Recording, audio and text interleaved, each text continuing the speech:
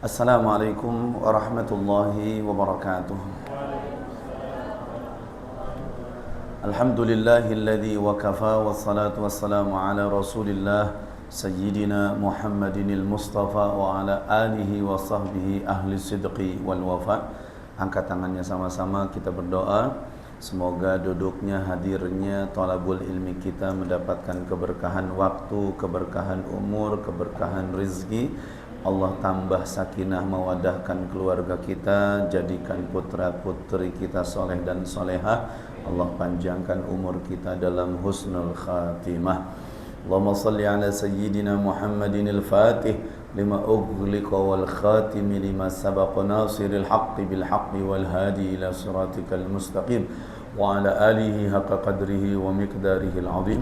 Rabbana atina min ladunka rahmatan wa hayyi lana min amrina rasyada. Rabbi zidna ilman warzuqna fahma. Rabbi israh li sadri wa yassir li amri wa hlul 'uqdatan min lisani yafqahu qawli. Subhanaka la ilma lana illa ma 'allamtana innaka antal alimul hakim. Allahumma faqihna fid din wa 'allimna ta'wil wahdina ila siratil mustaqim siratal ladzina an'amta 'alaihim minan nabiyyin wasyiddiqin wasyuhada'i wassalihin walhamdulillahi rabbil alamin. Alhamdulillah, kita bermuajahah kembali dalam majlis ilmu. Semoga ilmu kita bermanfaat dunia akhirat. Amin ya rabbal alamin. Akang teteh, bunda ibu, bapak jamaah yang dimuliakan Allah, kita lanjutkan dulu. Kitab hadisnya dibuka di halaman 424. Atadruna manis sabiqun? Kata Nabi sallallahu alaihi wasallam, mau tahukah kalian manis sabiquna, orang-orang yang ditetapkan ila zillillahi azza wa jalla, yang bakal mendapatkan naungan Allah Subhanahu wa taala. Kalau di dalam hadis lain, sab'atun yudhilluhumullahu yauma la dhilla illa dhilluh. Ada 7 golongan yang bakal mendapatkan naungan Allah di saat tidak ada naungan kecuali naungan Allah. Nah, di sini beda lagi hadisnya, atadruna manis sabiquna ila dhillillahi azza wa jalla. Maukah kamu tahu orang yang ditetapkan mendapatkan naungan Allah Subhanahu wa taala? Mudah-mudahan kita di antaranya. Amin. Alladzina, yaitu mereka, kata Nabi, idza u'tul haqqa qabiluh. Apabila mereka mendapati kebenaran, apabila sampai kepada mereka tentang kebenaran, apabila telah hadir di hadapan mereka sebuah kebenaran, qabiluh, mereka akan me-welcome kebenaran itu. Jadi kalau ada kebenaran, kebaikan, informasi yang maslahat, berita-berita yang benar, qabiluh, dia langsung nerima, welcome, nggak pakai mikir lagi. Itu orang-orang yang bakal dapat naungan Allah Subhanahu wa taala. Misalkan ada ustadz ngasih tahu, nih kalau ngamalin ini insya Allah ente bakalan begini. Cuman referensinya dari Quran, dari hadis. Udah, gak usah mikir-mikir. Qabiluh, ambil. Dapat berita lagi tentang kebenaran. Katanya ada pengajian ya di Masjid Al-Istiqomah PT Nitoh Presisi. Katanya pengajian hadis dan sebagainya. Ini kebenaran, qabiluh, terima. Gak usah pakai mikir lagi, yang ngajarnya siapa? Nah, jangan. Terus katanya begini, gak usah. Qabiluh, terima. Nah, maka kata Nabi, idza utul haqqa, apabila dia mendapati kebenaran, qabiluh, dia langsung me-welcome kebenaran itu. Gak usah mikir lagi. Makanya di zaman sekarang jangan terlalu banyak menerima dengan akal rasional kita. Maka kalau itu baik, terima aja udah. Kata kiai suruh sholat yang namanya malam 27 Rajab. Udah, amalin. Gak usah dicari hadisnya sahih enggak, gak usah. Kata kiai katanya kalau orang puasa sunat awal Rajab insya Allah bakal dapat pahala begini. Emang hadisnya sahih enggak? Gak usah. Ya disuruh puasa nggak ada salahnya kan? Insya. Ini kadang-kadang tetelepek pikiran mikiran hadis nanti mana, dalilnya apa. Ini kadang-kadang capek juga ngurusin orang yang bentar-bentar dalil, bentar-bentar dalil. Ada nggak yang begitu? Ada ya. Ziarah kubur, emang ada dalilnya? Hulusnya dalilnya gitu. Ini logikanya kan begitu ya. Artinya apa? Kita jangan selalu apa-apanya minta dalil, minta dalil, minta dalil. Emang wajah kita ada dalilnya? Nggak ada dalilnya kan? Iya kan? Gitu. Terus, baik. Nah, itu suara bom ya. Yang kedua, wa idza su'iluhu badaluh. Kalau dia diminta sesuatu, gak pakai mikir, langsung dikasihin. Wah, ini ujian nih berat buat kita nih ya. Kalau diminta sesuatu itu langsung dikasihin. Wih, Masya Allah. Makanya dulu saya waktu sama Abi, almarhum guru kita, itu kadang-kadang Abi tuh ngamalin satu amalan yang kadang-kadang orang lain belum bisa ngamalin. Contoh, Abi tuh lagi pakai sarung. Sarungnya tuh bagus-bagus, cakep-cakep, motifnya, warnanya, harganya juga cakep-cakep. Saya bilang begini, Bi, tuh sarung bagus banget, resep siap, dibikin kuaing aina kene, begitu kan? Bahasa kasarnya tuh begitu. Suka kamu, nih saya kasihin sekarang juga. Beneran itu masuk ke kamar, buka sarung, dikasihin sama saya. Apa kata Abi? Sam, kalau sahabat itu lebih daripada sarung. Sahabat sampai ada istrinya pun dikasih buat sahabat yang lain. Oh, jangan ngayal dulu pengen jadi sahabat. Dipin pengen langsung, oh andaikan gue di zaman Nabi gitu ya. Kan kisahnya begitu. Ada sahabat wajahnya hitam, kemudian tidak laku, jangankan ngelamar orang lain, kalaupun ada orang yang lihat wajahnya, enak lihat wajahnya. Tuh ada sahabat yang model begitu, Bu. Ya, namanya Al-Haytami. Haytam itu artinya ya orang yang hitam gitu kan. Julukannya Al-Haytami ya. Nah, singkat cerita, itu ngadu sama Nabi. Kata Nabi, waduh repot juga nih kalau belum punya jodoh, belum punya istri. Kan jodoh itu udah takdir Allah. Tapi saya doain deh, kata Nabi. Tuh tiba-tiba sahabat mau begini, ya Rasulullah, saya kebetulan udah overload itu di rumah. Istri saya ada 7 ya Nabi. Kan sebelum Nabi dapat syariat, itu perempuan itu jadi istri lebih dari 100. Nabi Daud aja istrinya 99. Nah, jadi kalau sekarang kan dibatasin, matsna wa thulatha wa ruba, 2, 3, 4. Itu pun dengan syarat Allah ta'dilu fawahidatan. Kalau nggak bisa adil, cukup 1. Tuh, gitu kan? Makanya jangan coba-coba poligami, Ipin. Ya. Kalau nggak bisa berlaku adil, kuncinya 1, adil dulu. Lah kalau adil aman, mau 4 ke mau 3 itu terserah dia, yang penting adil. Adil itu apa? Istri pertama rumahnya 2 lantai, istri kedua rumahnya 1 lantai, istri ketiga 1/2 lantai. Artinya apa? Memang ada job desk-nya masing-masing, ada ukurannya masing-masing. Begitu, itu namanya adil. Nah, akhirnya singkat cerita, itu sahabat nyerahin sama Nabi, ya Rasulullah, biar dia yang milih aja deh, saking saya cintanya sama sahabat. Apa kata Nabi? Tuh kan ada rezekinya, doa saya dikabul, kata Nabi. Udah, ente milih deh. Tuh dijajarin Bu 7-7-nya. Dalam satu riwayat tuh cewek istrinya cantik-cantik semua, nggak ada yang jelek. Tapi itu sahabat kagak tahu diri, milihnya yang paling cantik. Masya Allah. Apa kata sahabat? Saya pengen yang ini. Kata yang punya tuh yang jadi suami, ya dia pengen yang itu lagi kan.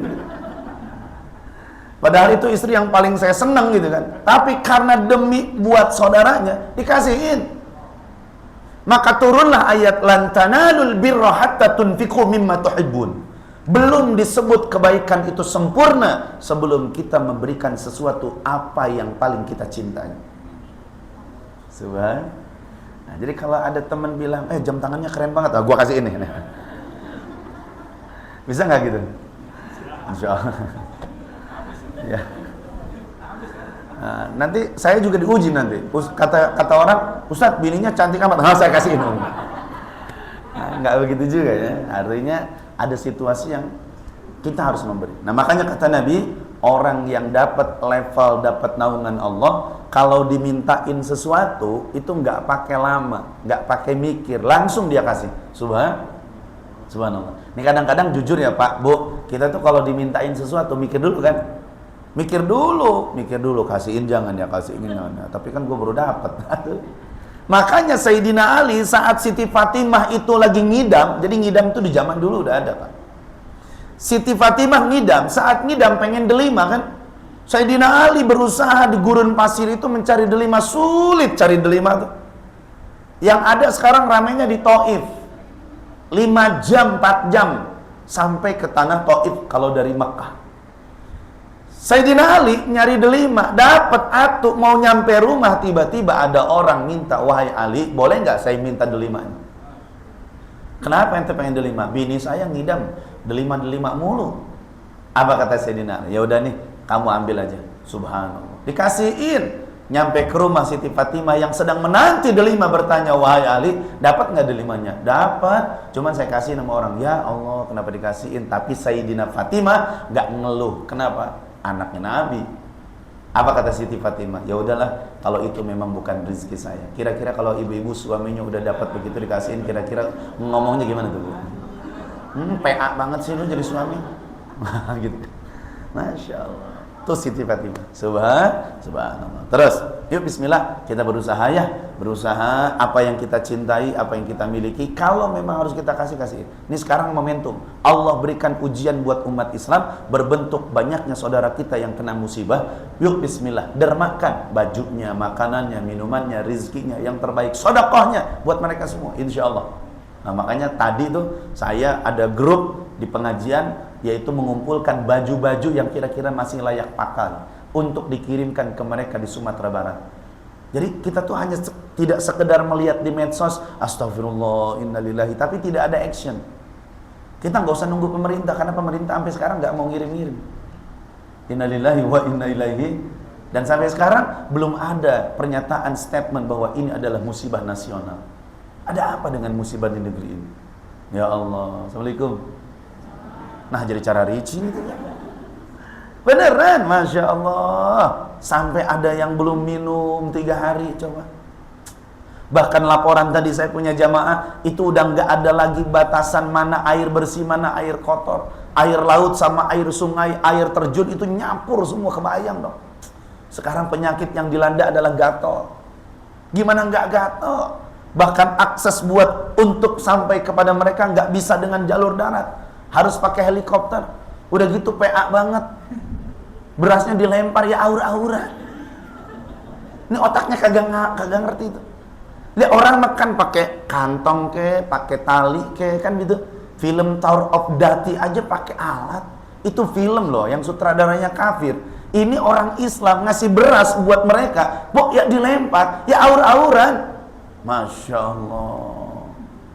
Apa kata mereka? Ya masih mending gua mah ngasih daripada lu ngomong dong kagak ngasih. Tuh innalillahi. Nauzubillah min. Bismillah, Bapak Ibu ya bismillah. Yang punya baju, yang punya sarung, yang punya celana, yuk bismillah, berikan. Cari posko-posko yang sekarang lagi ramai di mana-mana, berikan bismillah. Termasuk juga uang, harta sedikit ada di lampu merah, ada anak-anak mahasiswa yang sedang mengirimkan bantuan bencana. Ya ada duit 2.000, 5.000, 10.000, insyaallah. Minimal kita digugurkan kewajibannya di hadapan Allah Subhanahu wa taala. Insyaallah. Siap ya. Nah, jadi kata Nabi, wa idza su'ilu badalu. Kalau diminta itu langsung ngasih. Terus yang ketiga, wa haqqamu lin-nasi ka hukmihim li anfusihim. Orang yang bakal dapat naungan Allah nanti di yaumil akhir adalah mereka yang menghukumkan manusia seperti hukum itu berlaku untuk dirinya sendiri. Ini mohon maaf, kadang-kadang hukum di Indonesia khususnya tajam ke bawah, tumpul ke atas. Giliran anak-anak yang punya duit gak diapa-apain, tapi giliran rakyat yang miskin diapa-apain. Inna lillahi wa inna ilaihi. Ini bukannya kita nggak boleh bicara politik, ini bicara fakta yang ada di hadapan kita bahwa memang seperti itu keadaannya. Nah, Bapak Ibu jamaah yang dimuliakan Allah, bicara dari hadis ini ada satu kisah menarik di dalam kitab Al-Mawaid Al-Usfuriyah yang dikarang oleh Syekh Ibrahim Al-Masyhur bi Usfuri. Beliau mengkisahkan Sayyidina Umar radhiyallahu anhu dalam satu riwayat kurang lebih anaknya mabok di pasar. Sebagian anaknya mabok di pasar. Saat itu terdengar kepada Sayyidina Umar, maka Sayyidina Umar bergegas datang ke pasar membawa pecut yang paling dahsyat. Mau ngapain? Mau menghukum putranya yang sedang mabok. Allahu Akbar. Akhirnya tuh putranya dalam keadaan mabok dipecut sama Sayyidina Umar hattal maut, dalam satu riwayat sampai meninggal dunia. Kenapa kata Sayyidina Umar? Lebih baik aku hukum di dunia ini daripada aku harus dihukum nanti di akhirat. Allah. Nah, di zaman sekarang 3 kategori ini agak sulit kita lakukan. Nah, apalagi yang nomor 3, menghukumkan orang lain seperti menghukumkan diri sendiri. Makanya kata Nabi SAW, al-mu'min ilal mu'min yashuddu ba'duhum ba'da. Orang mukmin dengan orang mukmin yang lain itu saling menopang antara satu dengan yang lain. Subhan. Jadi apa yang dirasakan oleh saudara kita yang ada di Sumatera harusnya kita rasakan di Indonesia. Khususnya kita rasakan di tempat kita. Subhanallah. Ini mah rasa empati nyumbang nauzubillah min zalik. Bismillah, bikinlah. Nih toh nih bikin posko untuk menyumbang ke Sumatera, ke Aceh, ke Padang, ke Sukabumi yang dekat, ke Bandung. Bismillah. Tuh, adain ya. Insyaallah. Baik. Ada pertanyaan Bunda Ibu, Bapak? Enggak ya, bagus ya. Tenang. Ya, mola maksa abdi ya. Baik. Yang berikutnya waqala an-nabiyyu sallallahu alaihi wasallam, bersabda baginda Nabi Muhammad, ittaqu, takutlah kamu kata Nabi, firasatal mu'mini, dengan firasatnya orang beriman. Jadi nggak disebutin firasatnya ulama. Nabi bilangnya firasatal mu'mini, mau ibumu, mau bapakmu, mau saudaramu, mau gurumu, mau sahabatmu, mau temanmu, yang penting dia punya kualitas iman, hati-hati dengan firasatnya. Masya Allah. Firasat itu gimana? Kereteg hati. Ya, maka orang tua dulu tuh sangat mengkhawatirkan tentang firasat. Contoh, saya dulu tahun 2010 kalau tidak salah. 2010 tuh saya mau khutbah Jumat. 2010 apa 2007 gitu ya. Itu saya mau khutbah Idul Fitri, bukan khutbah Jumat. Saya pakai motor Jupiter MX waktu itu. Ya, Jupiter MX kan ada giginya tuh, ada rantainya. Baik, singkat cerita, saya pakai sorban. Saya pakai jubah. Saya mau berangkat, tiba-tiba umi saya bilang begini, "Cam," bilangnya Icam karena nama saya dipanggilnya sayangnya Icam, tapi tong pipiluan. Oke, baik. Ini banyak ibu-ibu pengen manggil saya sayang, Icam. Ya elah, PA banget. Tuh akhirnya Umi bilang begini, "Cam, itu jubahnya, tahu jubah nggak?" Nah, ini kalau ini namanya gamis. Ya minimal kalau kagak punya tahu nama lah. Ini mah boga henteu ngaran nyaho teu nyaho nama. Ya minimal, maka saya bilang, ibu kalau nggak punya iPhone 17 minimal tahu. Ya minimal nggak kudet-kudet banget gitu, nggak kurang update gitu. Ya minimal saat orang ngomong tentang iPhone 17 kita tuh nggak norak-norak teuing gitu. Ya makanya taunya dari mana? Ya banyak kan sekarang, tinggal dicari iPhone 17 spesifikasinya. Jadi ibu nanti kalau ngomong tuh intelek gitu. Iya, ini mah udah nggak punya atau nyahonan-naon. Waduh, kudet banget, nauzubillah min zalik. Nah, makanya minimal tahu. Nah, sekarang tuh update ibu, iPhone 17 Pro Max. Minimal tahu harganya walaupun nggak pernah beli. Saya itu begitu. Jadi kalau ada orang ngomong sombong di depan saya sombongin lagi. At-takabbur ala mutakabbir sadaqah. Tapi kesombongan saya harus didasari dengan ilmu. Iya dong. Dia ngomong apa? Oh, saya tuh begini. Saya tuh di Turki. Bu, maaf ya, saya udah ke Turki. Gitu. Oh, dicerita tentang Mesir begini-begini. Bu, saya udah ke Mesir, walaupun bohong. Bohongnya apa? Ya gue lihat YouTube di Mesir ada. Tapi minimal kesombongan dia harus dikunci, jangan sampai nyerocos terus dengan kesombongannya. Nah, kalau kita disombongin sama orang kemudian dia hancur derajat kita. Nah, makanya Islam mengajarkan sombong kepada orang sombong sodako. Assalamualaikum. Nah, ini biarin aja lah, gimana dia aja. Jangan hidup begitu. Insya Allah. Baik. Nah, kembali lagi. Ittaqu firasatal mu'min. Nah, singkat, cerita tadi Umi saya bilang begini, tahu jubah? Jubah tuh yang dikurung. Itu kan gombrang. Pakai lama saya tuh. Sorban udah dipakai, udah gagah tuh, pakai gamis, pakai jubah juga. Jubahnya kata Umi suruh dibuka. Jangan dipakai.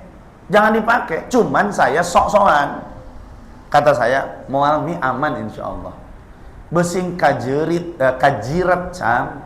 Tahu kajirat enggak? Takut kelilit kata Umi. Moal didiukan iya gitu. Nah, perhatikan Ibu, tentang firasat. Artinya pengalaman ini udah saya alami. Saya dudukin tuh jubah, saya dudukin, berat aman dong. Subhanallah, qadarullah, saya bawanya ngebut. Setengah 7, jam 7 saya harus naik khutbah di Pagelaran. Di RT 10 di lapangan, blok Beringin, Masya Allah. Saya sampai hafal saya, Bu. Singkat cerita saya pakai motor. Masya Allah, tuh omongan orang tua tuh kalau udah ngomong hati-hati. Makanya ibu yang masih punya orang tua hati-hati. Jangan sampai bicara sesuatu yang bakal merusak hidup kita. Nah, itu sampai jubah itu ternyata nggak sampai saya sadari itu lepas dari duduk saya. Saat lepas itu semua jubahnya kompleks kanan kiri masuk ke jari-jari semua. Rantai akhirnya itu lepas, saya menceleng terbang, motor hancur. Jubah jangan ditanya, bubuk. Masya Allah.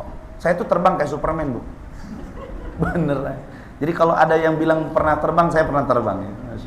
Terbang, ya gimana sih? Saking kencengnya, wah, buang, gitu. Subhanallah, masih dipelihara sama Allah. Apa dipeliharanya? Gak ada luka sedikit pun kecuali dagu ini berdarah karena kena aspal. Gak pakai helm.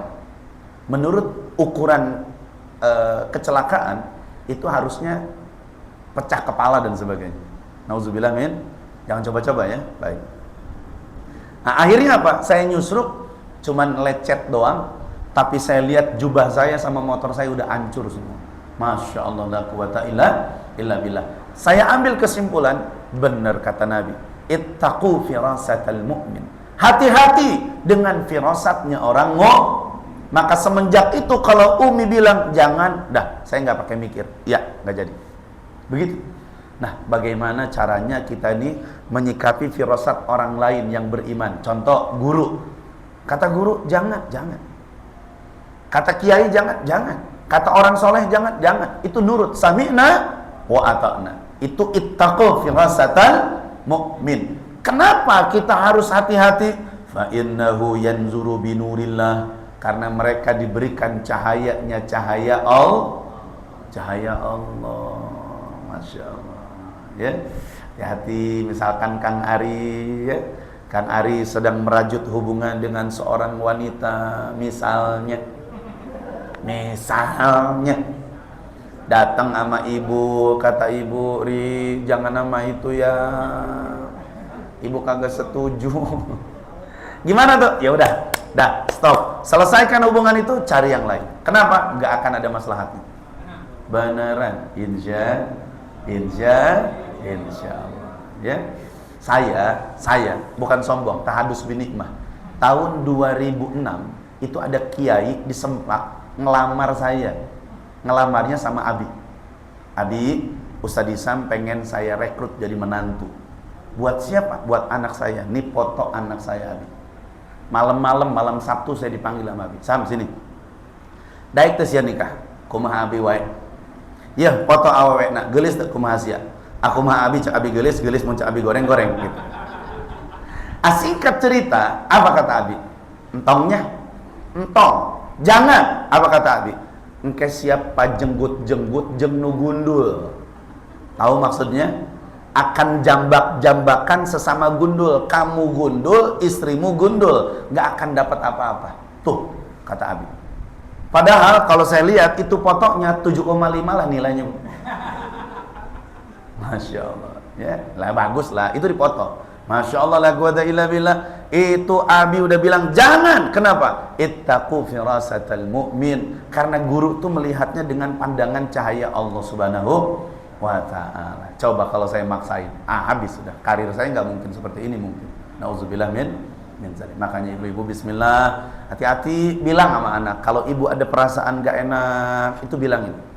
Gitu. Makanya kemarin saya mau berangkat ke Sukabumi, tanggal 10 itu 2 bis jamaah semplak saya batalkan. Sebab kenapa? Firasat saya nggak enak begitu. Firasat saya nggak enak. Benar, ternyata jadi banjir di sana.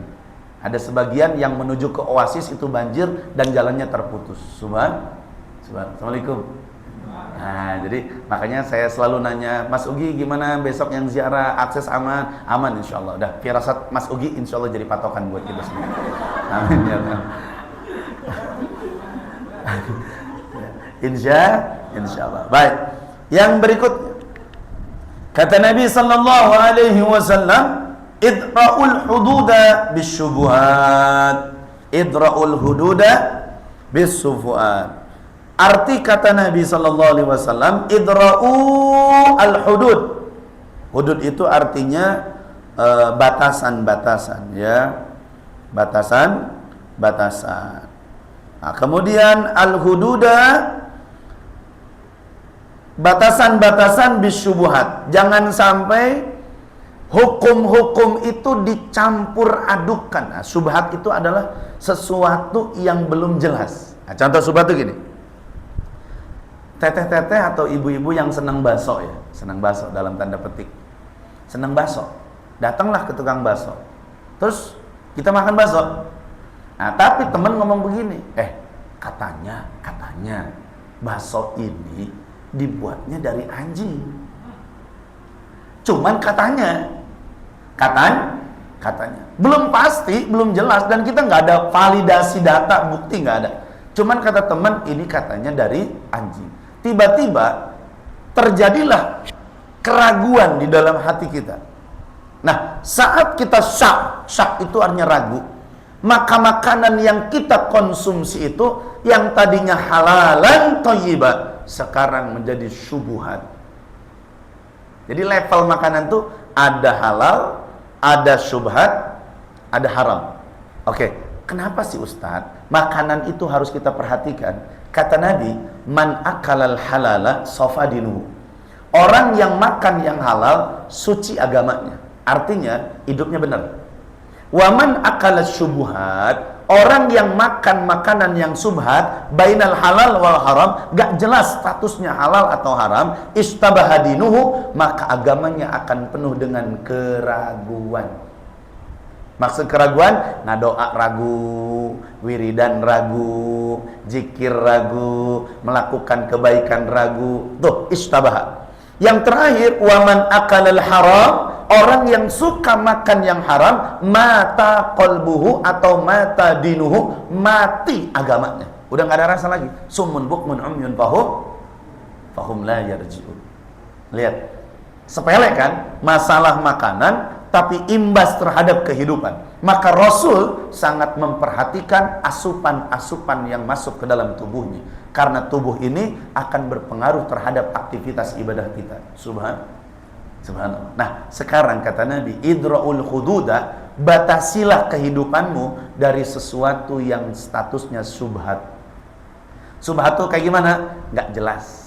Nah, makanya saya mohon maaf, ini tahadus binikmah, lagi-lagi saya sampaikan ke anak-anak saya, kalau mau beli sesuatu minimal yang ada label halalnya.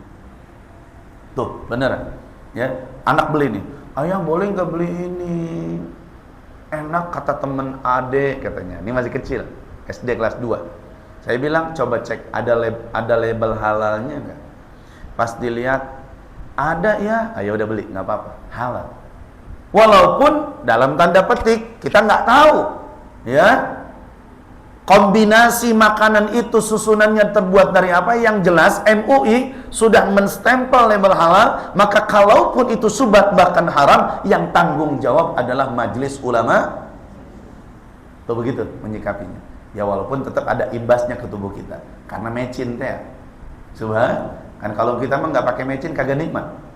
Betul. Ini seblak aja kalau kagak mecin kagak enak. Nah, makanya ini bicara tentang apa yang kita makan. Kata Nabi, coba perhatikan batasan-batasan yang syubhat. Begitu juga dengan pergaulan. Pergaulan yang syubhat itu kayak gimana? Pergaulan yang samar-samar antara halal dan haram. Ini syubhat namanya. Contoh, bolehkah seorang laki-laki yang bukan mahram bersentuhan dengan perempuan yang bukan mahram? Jawabannya haram. Tapi Ustadz, ini teman saya, jadinya subhat. Mohon maaf banget. Artinya, kita tuh ngaji pengen memperbaiki di jangan sampai kita ngaji, ilmu udah kita dapat tapi belum bisa kita amalin. Jatuhnya lebih parah. Nauzubillah min. Tuh kan kata gue juga lebih baik jangan ngaji. Kalau ngaji kan jadi serba salah. Gitu kan? Tuh anak milenial kan begitu zaman sekarang. Ya kan, kata gue juga jangan ngaji. Kalau ngaji jadi tahu deh, ya pusing dong kalau udah tahu gitu tuh. Nah, gitu kan, masya Allah. Ya Kang Irwan ya, insya Allah. Ya emang berat, masya Allah. Makanya gini, saya ambil ilmu dari Ustazah Halimah Al-Idrus. Kata Ustazah Halimah Al-Idrus, medsos itu, ibarat medsos itu bisa jadi halal, bisa jadi subhat, bisa jadi haram. Gimana cara menyikapi medsos? Anggap aja medsos itu bagaikan gelas. Oke, bagaikan gelas. Gelas kosong, ketika diisi air putih, ambil. Insya Allah aman. Oke, halal. Yang kedua, gelas dituangin air susu. Susunya manis banget. Nah, ini statusnya halal, tapi subhat. Apa itu subhat? Membuat hati kita bimbang karena tahu kondisi tubuh kita gula darahnya lagi naik. Bagaimana? Dak ma yaribuka ila ma la yaribuka. Tinggalkan yang ragu-ragu, ambil yang kau yakini. Kalau ini yakin membuat gula darahmu naik, jangan diminum. Nah, medsos itu sama. Ini kan seliwiran masuk ke Instagram kita tuh. Iya kan? Setengah badan gitu. Setengah badan ya, palanya nggak pakai kerudung, cuman bawahnya merecet. Saya tanya, itu halal apa subhat? Haram. Oh, sobat lagi. Nah kan kita begitu. Nah, tuh medsos tuh begitu, Bu, Pak. Medsos tuh ibarat kayak air. Gelas, saya bilang ulangi lagi. Gelas kosong diisi air putih, halal? Oke, aman, bagus, konsumsi. Gelas diisi susu. Lihat tubuh kita. Kalau kira-kiranya nggak bagus, itu susu jangan diminum. Nah, handphone tuh bukan nggak boleh. Boleh aja kita main medsos, TikTok-an, kemudian Instagram, boleh, Facebook. Tapi kalau sekiranya yang munculnya yang halal, ambil. Tapi kalau udah nyerempet, waduh, nih, iwo juga nih. Nah itu udah mulai subhat tuh, udah mulai subhat. Nah tapi kalau sudah masuk di dalamnya, yang datang bukan air putih, bukan air susu, tapi khomer. Tuh gelas kira-kira kita minum jangan? Jangan. Nah ini yang masuk di medsos ini kejelekan semua. Ya udah tinggalin. Bukan berarti ini adalah gepeng, setan gepeng, enggak. Maka saya nggak setuju tuh kalau ada bilang ini setan gepeng, hulu sia gepeng dicecak kalau aik usia. Ya kan ada ustaz tuh bilang jangan main setan gepeng. Arisnya nyekel handphone wae, tapi setan gepeng beneran. Maka jangan menyikapi begitu. Jangan bilang sok-sokan sama anak kita. Anak-anak jangan main setan gepeng terus. Kata anaknya, ibu juga megangin setan mulu dari tadi tuh. Jangan, kasih tahu dengan ilmu. Insya Allah. Fahim tom? Nah, jadi bijak yuk. Bijak menyikapi medsos yang masuk. Kalau halal, ambil. Nah makanya hubungan sosial juga sama. Nih ada cewek nih, halal nggak sama kita? Nah kalau nggak halal, jangan. Kecuali kalau sudah halal. Kalau halal itu kan berarti bini kita, mau diapain juga bebas. Fa'tu harsakum annasyitum. Datangi istrimu dari arah mana saja, silahkan. Rek ti luhur, ti handap, ti tengah, ti hareup, mangga silahkan. Kan begitu? Ini orang lain. Subhat. Subhat itu dilihat jangan, diperhatiin juga jangan, karena belum halal. Haram, kesentuh. Apalagi sampai didukul. Nauzubillah min zalik. Nah, anak zaman sekarang itu nggak paham ilmu itu. Yang penting mereka tuh menjalin hubungan. Yang penting kan kita sampai nikah. Emang lu pikir kalau udah nikah tuh dosa kagak ngalir? Terus. Assalamualaikum. Nah, jadi bingung kan kalau ya elah kepala gua udah ngaji begini jadi stres. Insyaallah. Baik, terus. Wa qala an-nabiyyu sallallahu alaihi wasallam, ini agak korelasinya nyambung banget.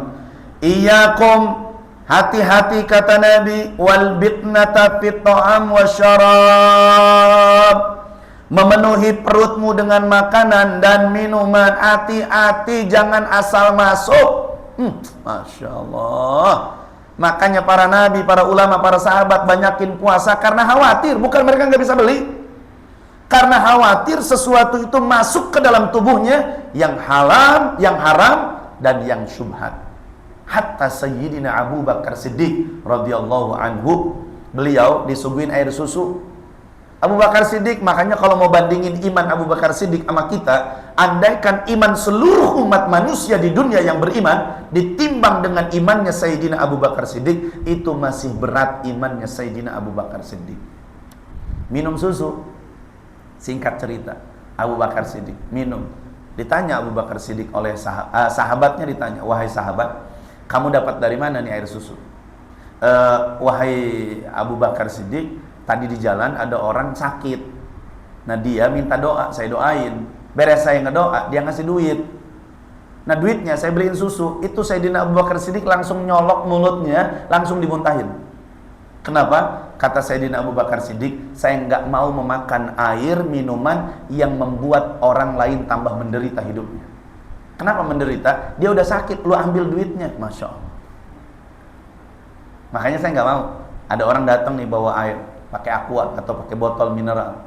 Ustadz, doain ya buat anak saya biar ini didoain sama saya. Nah, ngasih amplop, Ustadz sedikit ya amplop. Enggak. Amplopnya ambil lagi, minumannya bawa. Sebab kenapa? Saya bukan jual air. Lah apalagi di medsos jual air 10 juta kan PA. Waalaikumsalam. Ini kayaknya nggak pada tahu nih kayaknya. Tahu ya, nggak usah disebutin, bahaya. Nah singkat cerita, Bu, tuh akhirnya saya tolak. Kenapa? Karena kamu ngasih amplop itu setelah saya doain, berarti itu bayar air doa. Maka insya Allah nggak akan dikabul doanya. Kalau mau pun ngasih dulu, baru minta air doa.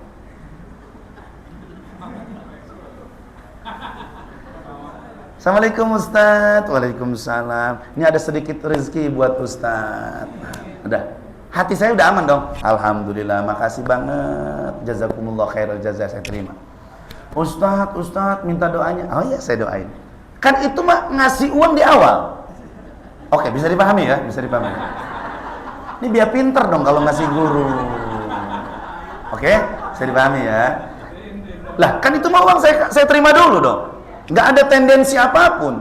Itu uang saya terima, makasih banyak. Dah, nggak lama dia bilang, Ustadz doain dong buat anak saya gini-gini. Ya udah, ikhlas saya doain. Kan bukan bayar doa. Kebayang dong Bu, saya udah doain panjang lebar, tiba-tiba tuh amplop saya pegang, ya 20.000 ini mah amplop. Itu doanya udah mentah tuh. Makanya ceramah juga sama. Gini maksudnya, saya kasih tahu nih cara ilmunya ya. Ibu tahu topeng monyet, Bapak tahu topeng monyet? Oke, topeng monyet itu dikasih dulu atau tampil dulu? Oke, bisa ya. Ustadz juga sama, ibaratnya kayak topeng monyet. Kenapa? Dia tampil dulu, ceramah dulu, wow, segala macam, baru kasih amplop. Sedih banget. Makanya kalau bisa kasih amplop dulu, baru ceramah, begitu. Assalamualaikum. Ya biar paham maksudnya. Amin ya Rabbal. Sampai ada pengajian coba di satu tempat, nenek-nenek, ya Allah namanya juga nenek-nenek, ya Allah nggak tahu diri banget tuh. Saya masih ngajar, udah beres nih. Assalamualaikum warahmatullahi wabarakatuh, udah ditutup. Saya belum bangun. Tuh ibu-ibu datang nyamperin saya. Panitianya ngasihin amplop coba di depan umum. Ustadz, ini amplopnya. Ya Allah, udah kata pengen monyet gua, Bu. Diterima salah, nggak diterima nasib gua, kan gitu. Nah, kan repot tuh kalau udah begitu. Makanya zaman nih sekarang udah modern, transfer tuh aman insya Allah. Assalamualaikum. Iya. Ya, coba ya kita inovasi hidup kita ya, insya Allah. Baik. Nggak, saya nggak nyindir kok ya. Cuman biar inovasi aja gitu. Baik, terus. Wa qala Nabi sallallahu alaihi wasallam, masih dalam konteks kata Nabi, hati-hati dengan sesuatu yang masuk ke dalam perutmu, baik bersifat makanan ataupun yang bersifat minuman. Kenapa? Satu contoh soal. Kata Nabi, al-mu'min kama salin nahli. Orang beriman itu seperti lebah. Oke? Filosofi lebah apa? Satu, dia tidak pernah hinggap di tai dan kotoran. Perhatikan, ada nggak lebah hinggap di kotoran?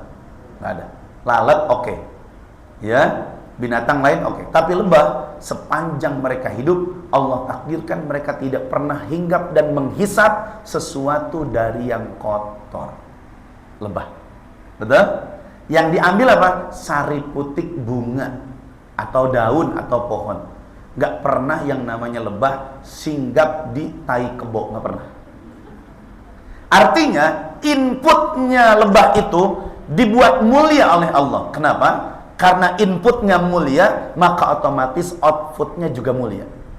Apa outputnya mulia? Maka jadilah asal. Asal itu adalah madu. Tidak ada madu yang membahayakan. Semua madu, mau yang hijau, mau yang hitam, mau yang putih, mau yang pahit, mau yang manis, tetap jadi jadi syifa, jadi obat. Kecuali di madu.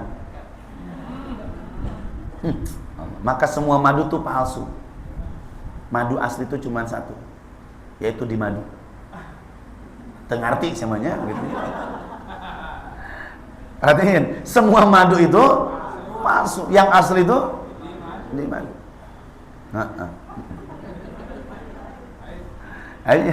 Artinya bahwa Rasul tuh begitu luar biasa, menggambarkan orang mukmin itu seperti lebah. Lihat, inputnya baik, outputnya juga. Berarti Islam tuh mengajarkan makanan dan minuman tuh input buat kita, ya kan?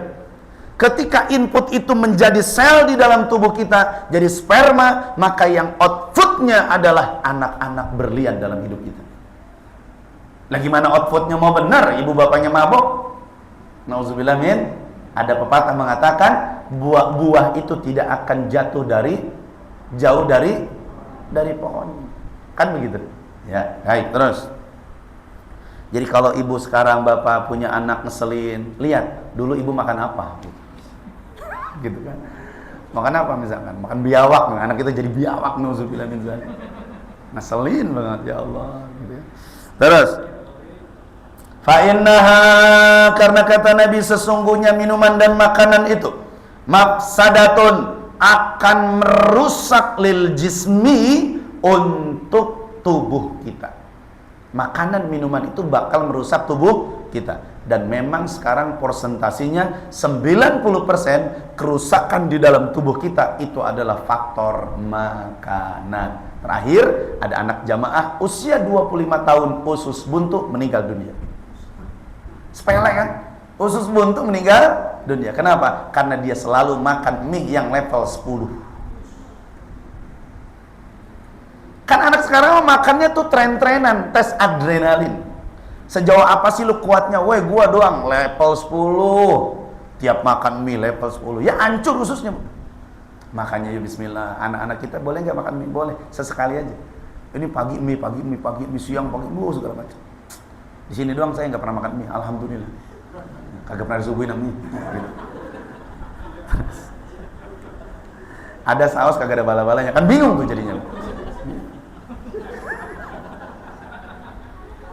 Ini sih nggak nyindir itu mah ya. Ini fakta. Turisus saqam, akan mewariskan dan menjadikan sakom. Sakom itu artinya berbagai macam penyakit. Berbagai macam. Beneran ya Allah, saya udah ngerasain di usia sekarang, kalau udah makan yang berpotensi kolesterol, tuh kolesterol saya naik. Kenapa? Karena terlalu banyak makan enak. Beneran, saya tuh makan enak mulu. Alhamdulillah, nggak pernah masak di rumah, dimasakin sama orang, masya Allah. Kebayang nggak tiap pengajian itu jamaah saya tuh berebut buat jajanin saya.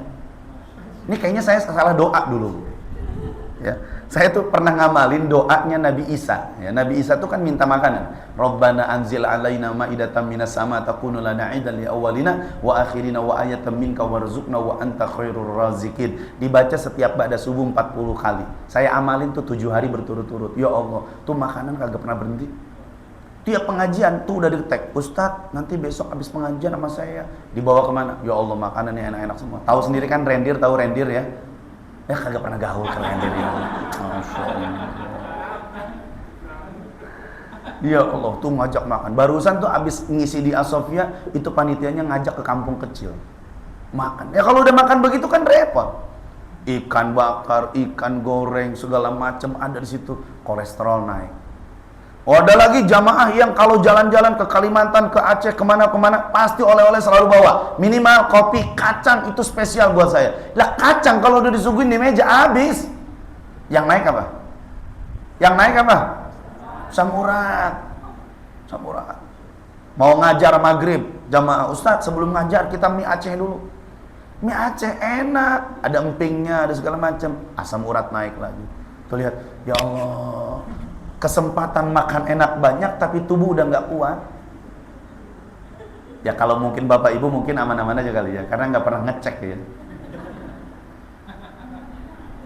Ya Pak Faisal ya, karena nggak pernah ngecek. Maka kalau pengen bebas jangan pernah ngecek gitu.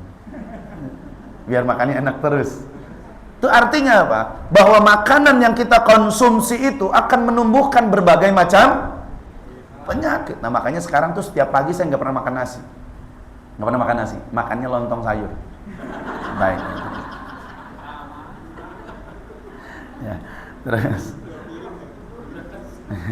Makanya terima kasih Pak Kosim, siap kesini saya disuguhinnya buah, tuh ya, mangga, semangka, tuh sehat, bagus. Ya, jangan nyiapin bala-bala. Gitu. Itu asam urat bala-bala. Wa maksalatun anis salat, orang yang banyak makan, maksalatun anis salat. Kedul karena sholat, males karena coba aja kalau udah buka puasa. Buka puasa tuh yang dimakan cendol, mie glosor, gorengan, apalagi kolak, es buah, segala macam. Allahu Akbar, kayak kamar dia tuh. Kekenyangan, orang banyak makan itu kedul karena sholat. Nggak usah sholat yang sunat, yang fardu aja jadi males.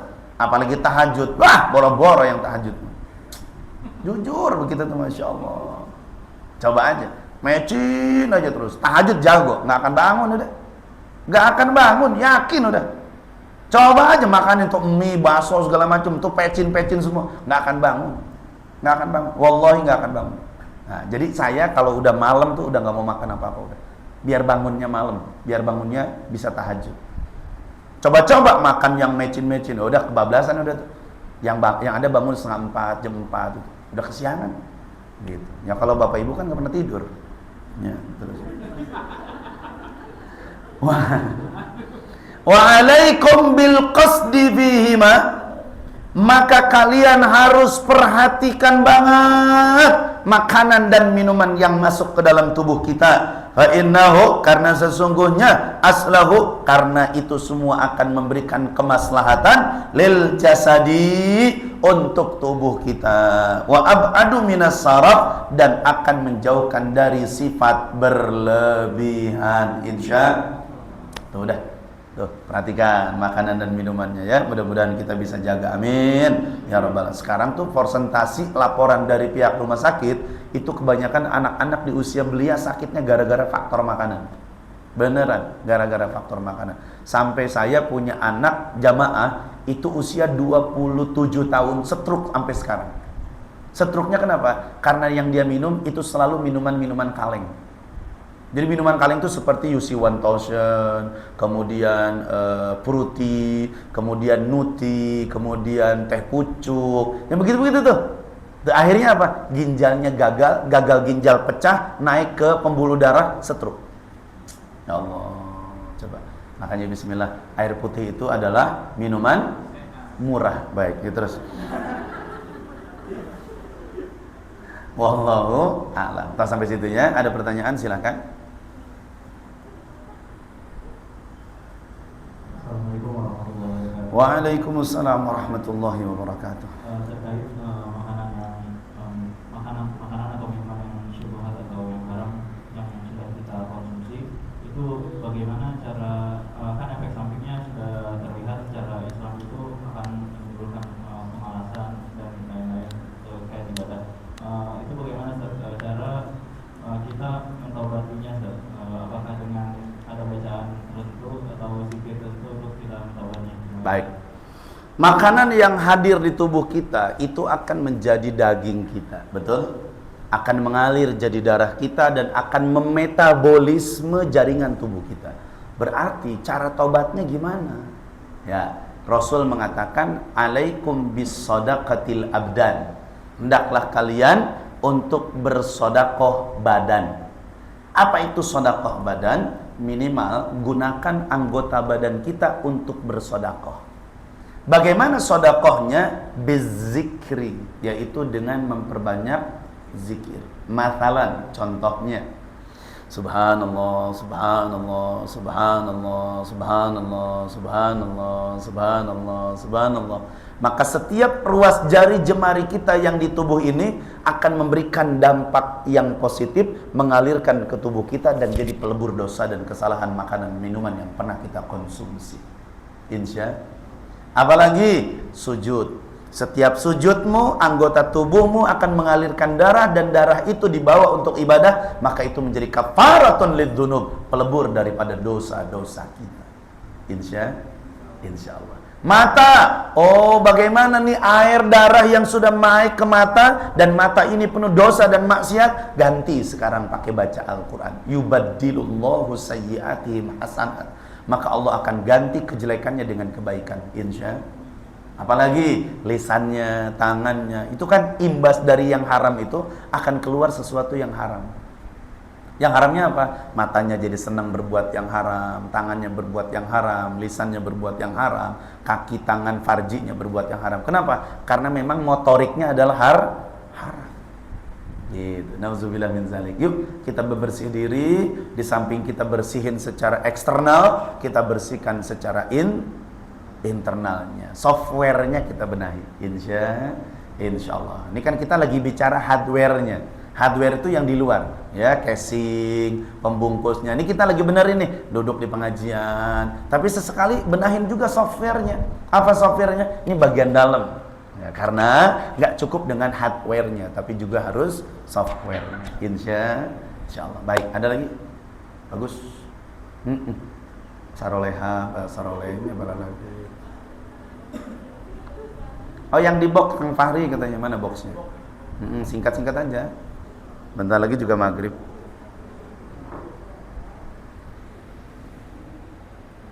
Jam 18 lewat 6 menit.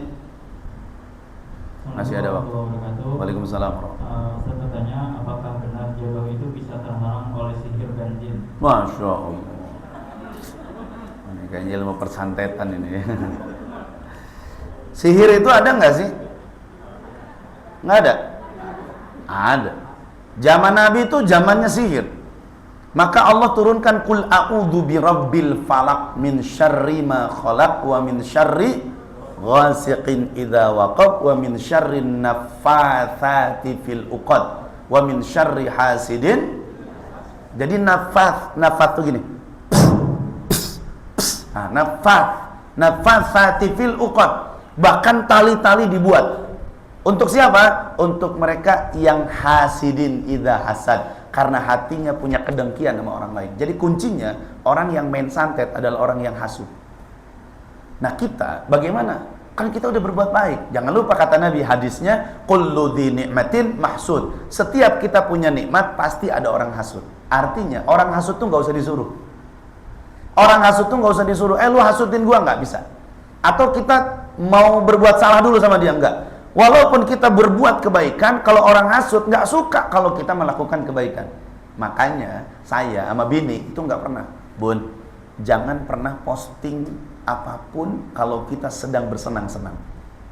Sebab kenapa? Orang lain yang melihat kita tidak akan mengucapkan selamat, tapi justru akan mendapatkan laknat. Makanya saya nggak pernah posting. Ya, mau makan di mana, makan apa di mana, enggak. Sebab kenapa? Saya dapat nikmat, belum tentu orang lain akan nikmat. Betul? Makanya hati-hati, jangan sembarangan main posting-posting. Posting, oh saya punya mobil baru. Iya, yang ngucapin selamat paling 1-2. Selamat ya mobil barunya. Yang lain apa? Hutang bayar, bro. Hasud. Nauzubillah min dzalik. Ustadz, woi viral. Mana-mana. Ada yang hasud nggak? Oh, banyak. Apa kata mereka? Ustadz baru kemarin dia mah, masya Allah. Hasud. Nauzubillah min. Nah, bagaimana sekarang? Ada nggak jodoh itu terhalangi oleh sihir dan santet? Ada. Dulu di kampung saya itu ada perempuan cakep banget. Wih, primadona di kampung. Gelis, masya Allah, cantik gitu.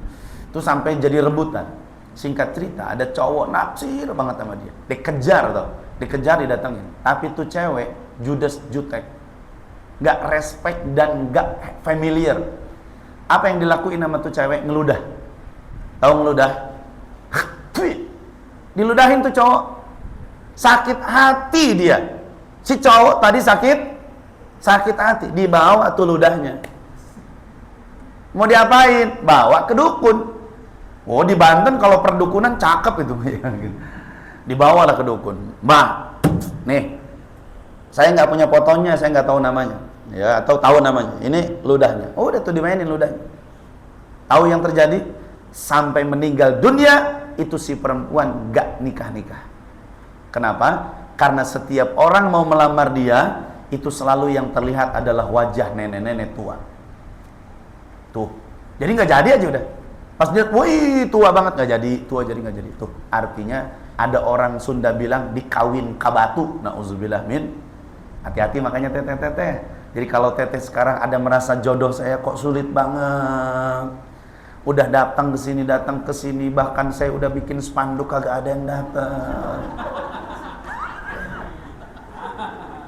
Udah bikin plang kagak ada yang nyelek pisan, ya Allah, ini ada apa? Itu harus ditirakatin. Tirakatnya apa? Banyak wiridan, banyak zikir, banyak baca Quran. Ganti tuh dengan kebaikan-kebaikan. Insya Allah. Makanya saya tuh kalau ngobatin yang kesurupan segala macam, nggak usah ribet-ribet, bacain aja udah kebaikan-kebaikan. Insya Allah. Baik. Paham tuh? Nah, jadi yang teman-teman yang belum punya jodoh, udah banyakin baca qul a'udzu birabbil falaq min syarri ma khalaq wa min syarri ghasiqin idza waqab wa min syarri nafatsati fil 'uqad wa min syarri hasidin idza hasad. Minimal 1000 tuh baca.